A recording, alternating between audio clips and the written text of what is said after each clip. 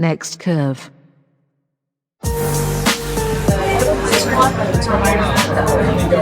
Cheers.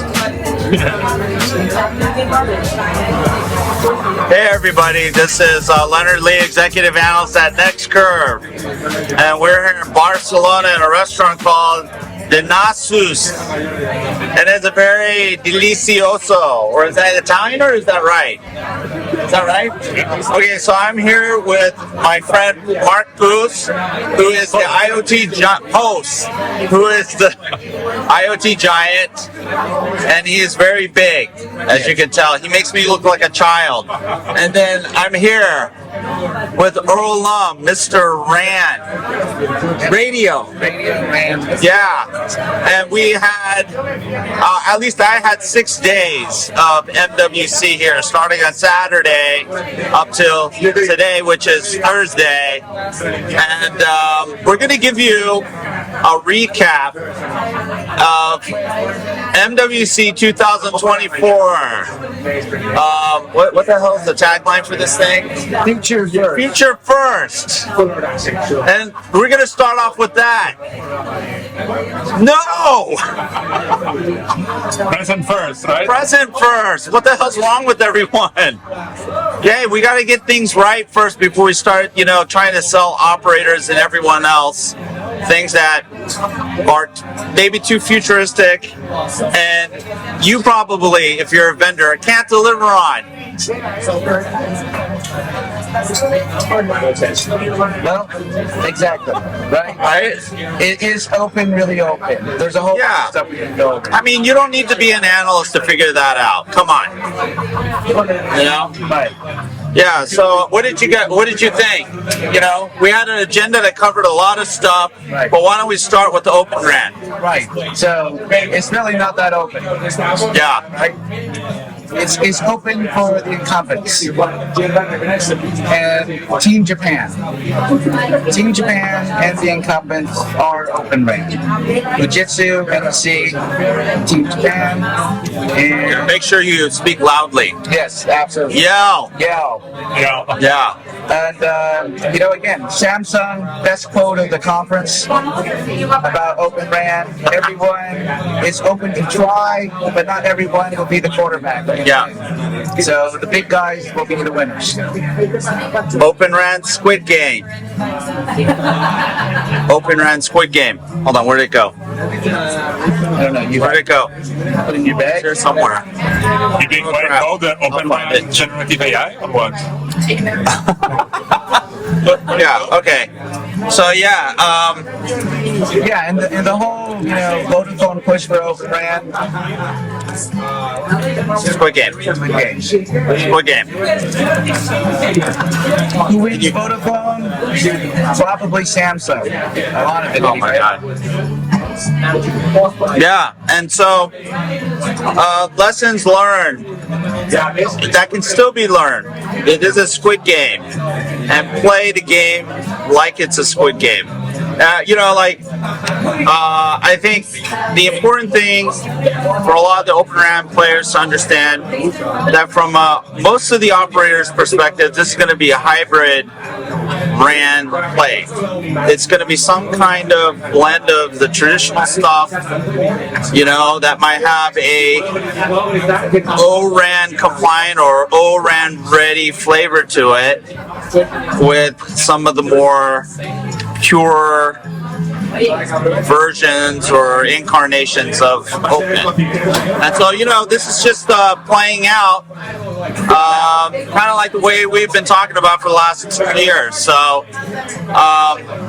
hopefully the Open RAN players will, make the adjustments that they need to be competitive and continue to play the game. Because, it's getting tighter and tighter, right?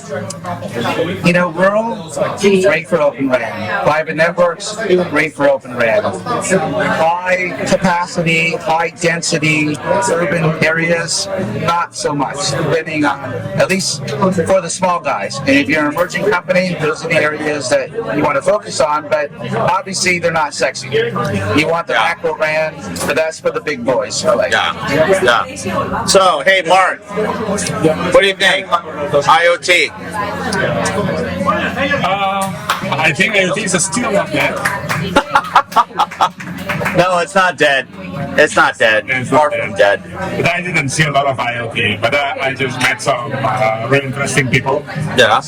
I learned how AWS is doing dog fooding with IoT. So they're not going to close the IoT division as Azure or Google. Yeah. That's super interesting to see. It's some interesting things, but nothing like super special. There you go. Nothing super special. Yes. On the IoT front. Well, I think there is some gradual improvement. People are starting to talk more about, they're talking about solutions. I don't know if they understand how hard solutions are, right? At least they're talking about this for years, right? So for us, it's like we talked about this 3 years ago. Yeah. Why people still so slow getting this? The legal solution, right?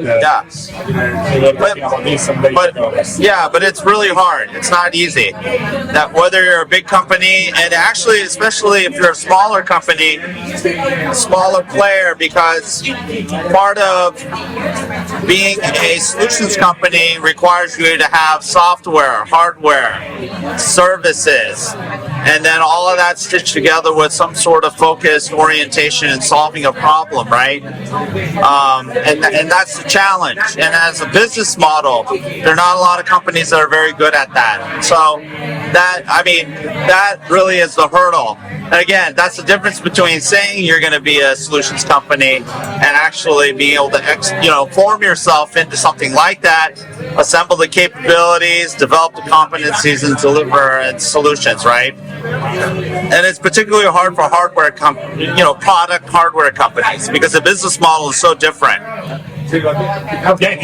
Every day, hardware needs to be tied with software. Yeah, they don't know how to do that. They know all the business, as you mentioned, all the business models related with the software and services. Yeah, they are not used to work with that. So that's a massive problem for hardware companies. Yeah, it is. It is. And then when software companies want to get into hardware, that's even more messy. Yeah. So let's talk about the other thing that was kind of hypey, which was NTN, the non-terrestrial stuff. What did you guys think? You hear anything that was interesting, or was it just a bunch of people talking about spectrum and trying to figure out how to test and measure, astronomically small signals that can be, broadcasted to nowhere and transmitted back to a LEO satellite or a GeoSat satellite? Well, it'll be a LEO. You're not going to get enough power from the handset to get to the GEO, right? But for those that are old enough to remember Iridium, Global Star, this is not that because it's actually standard space. So there is actually some real potential, unlike the other systems where they were proprietary, they couldn't get the scale, they couldn't get it onto every handset, and because it's in the standard, there will be chipsets that support it. Yeah. So there will be phones, and that will scale up. The real question is what's the model going to be, right? And how do you do the roaming agreement between the mobile operator and the SATCOM guy? Yeah. And how does that all transition? And what is that premium package as a service to the consumer to say, I want it for the weekend because I'm going to go camping. And I know there's a tower there, but then on Sunday, I want the service gone, and then back to my normal service. Yeah. I buy these, and I can spin up this package. That's a good point. No, that's an excellent point. It's looking real, right? But the problem is going to be you can't have 50 companies storing up 50,000 satellites per network and expect that none of this stuff is not going to crash into each other in whatever orbit that they have. Yeah, I'm going to have to excuse him, apologize on his behalf, because remember, we've been here for a very long time. All of us, except for him, maybe, had an absolutely packed schedule. It was like ridiculous. That's why you haven't seen a lot of stuff from me during the week, because it was like, what, 8 a.m. in the morning? No, wake up at 6:30 a.m. in the morning and then get back to go to sleep at around 1 a.m. 1 a.m. Yeah. Since how many breakfasts did you have every day? How many lunch did you have every day and dinners? Oh, we're taken care of. We're taken care of because we go to all the like analyst luncheons, and and then the vendors take care of us because they know that we're starving. Exactly. It works out. Yeah. So for all the vendors that we met with and operators who treated us well, thank you very much. But I apologize on his behalf because we had a long week. Okay. The other thing, let's talk about metaverse.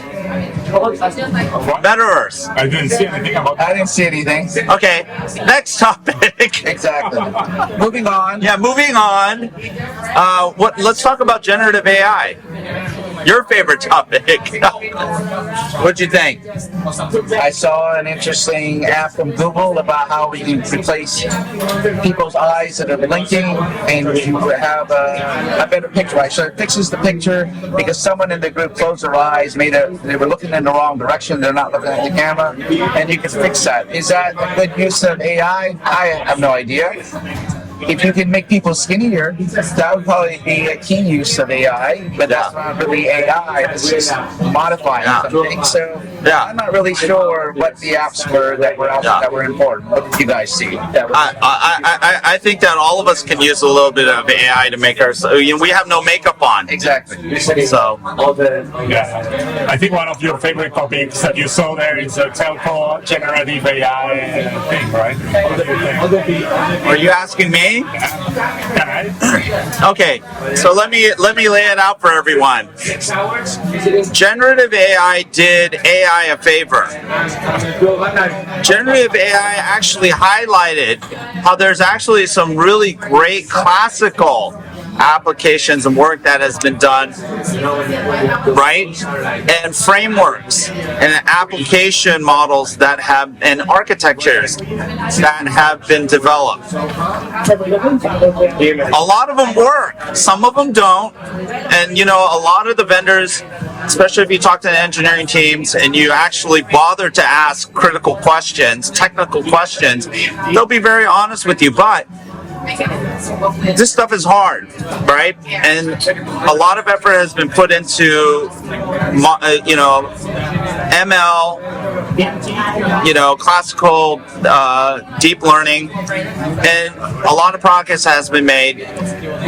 And now my perception is this: all that good work, yes, it's starting to get attention, a little bit of, like a halo limelight, and now you're overlaying this generative AI thing and introducing risk into process.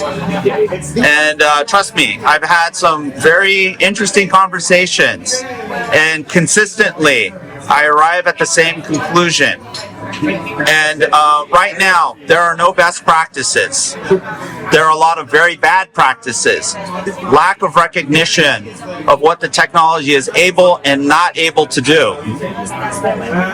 And so there needs to be a much healthier, holistic thinking about how you leverage this technology before you put it in front of a customer, before you even think about using this to do anything on the network. And again, I will emphasize, I don't talk to marketing people about this. I talk to technical people about this who actually have AI experience. All right? And I am not wrong. How's that? Pat yourself on the back. I know. I love doing that. Can you believe this is my podcast? But come on, we worked hard, right? We worked hard for you. And so we're just trying to share some honest perspective. And what do you think about all, I saw in most of the big booths about this private 5G network Yeah, that's a good question. Yeah. Is it something getting mature and more mature? Or? I mean, in the U.S., it could work because you have unlicensed spectrum that you can tap into.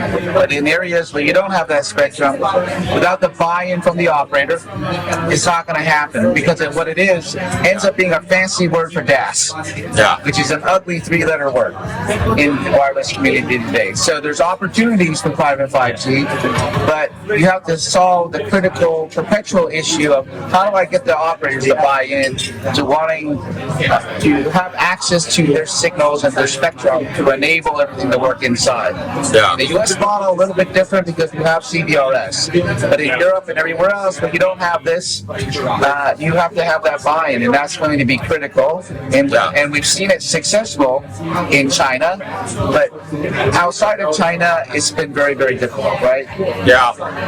And by the way, I'm not yelling because I'm angry. I'm yelling because I don't know whether or not this is going to be a good recording. Right. Okay? I'm not angry. I'm not mad at you. But I agree with you.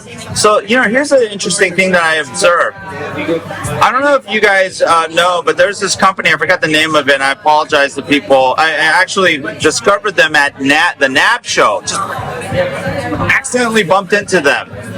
And what they did is they set up for Prince Charles' coronation, they set up a pop-up 5G network to support the broadcasters. This year, I don't know if these guys saw, like a lot of the vendors saw what these guys did, but you saw actually a lot of 5G networks in a box type of offerings, which I was like, oh wow, we didn't see this last year. And the interesting thing is that this could be a cool opportunity for operators to basically, like for special events and things like that, whether it's sporting or what have you, Right. Or even emergency services, have these pop-up, prompts. Yeah, exactly. But leveraging all of their spectrum assets, and then they can basically charge B2B, B2C, whatever. And I thought that was a really interesting development. That has some implications for private networks, but it's a complete, it's a different angle. It's not typical industrial manufacturing enterprise unlicensed spectrum play. It's actually a licensed play that the operators can actually use to create monetization opportunities. Because the problem is a lot of think about it. Even at a venue, you only need that capability and capacity during an event. Right. But imagine, like for instance, F1 in Las Vegas. Why build out more capacity and network than you really need? Just roll these pop-up things out to augment the existing network on your own spectrum, and then charge the hell out of F1. Yeah, and hopefully that's what T-Mobile did, right? Maybe. I don't know. I don't know. We have no idea. But T-Mobile, if you're listening, More slicing. Slice more. Yeah, slice more. So what else? What are other key takeaways you guys got from I think everyone understands that they don't know what the hell 6G is going to be, so there's no point in talking about it right now. Yeah. And they don't know what the heck 5G Advanced really could be, whether it's RedCap or anything else. The only part that could be tangible, again, is the NTN stuff at this particular point. There's some momentum and there's some reality that could happen there, and because it's being standards driven, that's going to make it a little bit more easier to get traction with it, because the handset is the key, right? Chipsets are enabled, it's the standard, every phone's going to have that chipset, every phone's going to have SATCOM capability, whether it's L-band or S-band, but you're not going to try to talk to a geo satellite using millimeter wave, because that would be stupid.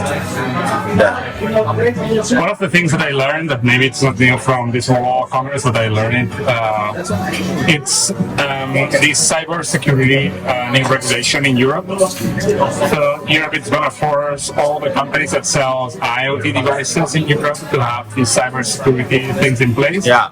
And as well a product cycle for software updates or operating system updates in place. Yeah.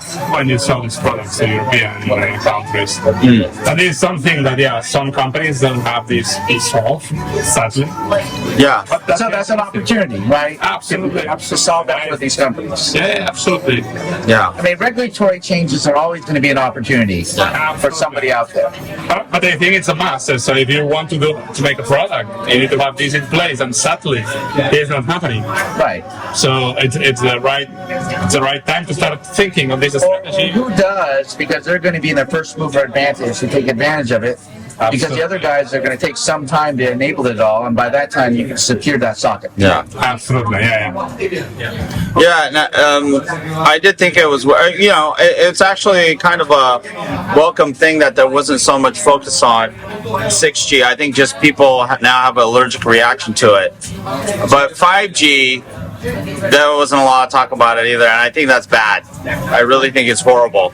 I've dubbed it the detrimental disillusionment, and I think that's where we're overshooting on the downside, especially at a time when a lot of handsets are out there, a lot of devices are starting to come out that actually support a good portion of the 5G, like the pre-5G advanced features. And then now in the next 2 years, we're going to start to see some of the 5G advanced features come out. And, when you look at it from competitiveness of nations from a technology perspective, disregarding it. I mean, did you really hear anything about 5G? It was almost like people were embarrassed to talk about it, right? Right? Yeah, because it hasn't made any money. It's only cost the industry billions of dollars. Right. But that's like the natural reaction, right? To be disillusioned, we don't want to talk about it because it was hyped and it's disappointed.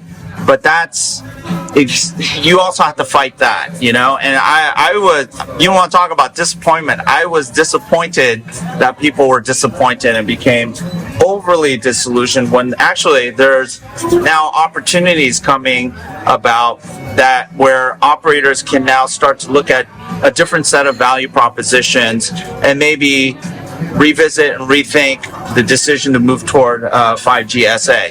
So anyways. I mean, I think if you're still in NSA, you're not really doing 5G. You're not leveraging any of the 5G capabilities. You're disappointing yourself. Yeah, exactly. But it was the most economic way to go. And even, DSS, which was fake 5G, was again an easy way to say you have a 5G signal on your phone. The regulators are not going to ding you, right? But now, as you go to real 5G, the question is it's not just about wanting to spit out money for your core network to upgrade that. Yeah. How much money do you have for your transport network? It's just as critical. Because without that, you can't have the SA. Yeah. And without that, you're not going to make any money with the slicing and any other services. Yeah, without that, you're not going to get red cap. Or red blue cap. Yeah. Or any color cap. Yeah. And I took my vaccine for 6G. The what? Your vaccine. Yeah, vaccine. Okay. To be okay. But are you having an allergic reaction to the vaccine? But the thing is that I was surprised to don't see any 6G thing on it. Well, the test equipment guys always have the latest, right? Yeah. You need the test spots to test whatever's coming out. Okay. So they always have to be one step ahead of everyone. Yeah. So if you guys want to know why people aren't talking about 6G and metaverse, just go back and listen to our podcast from 2 years ago. That's all you need. So now, if you want to know where all this other hype is going to go, just listen now. And then 2 years later, you're going to go, okay. So present first. Present first. Remember that. Let's solve the problems. Today. Change the mindset. You know? And then we'll be back tomorrow to fix Yeah. this problem. And then maybe, just maybe, the metaverse will happen. And Earth computing. Analog quantum computing. Yeah. So hey, everybody, hey, thanks. It's really great hanging out with you guys. We worked hard for you. Okay, remember that. Right. Don't be mad at us because we're finding relaxing a little bit. Yeah. But hopefully these insights are going to help you, help your company get on a better path during what I think are going to be really difficult times over the next 2 years. Yep. Because if we keep focusing on the future first, we're never going to get the present right, and we'll never get to the future. So with that, remember, subscribe, like, comment, Something.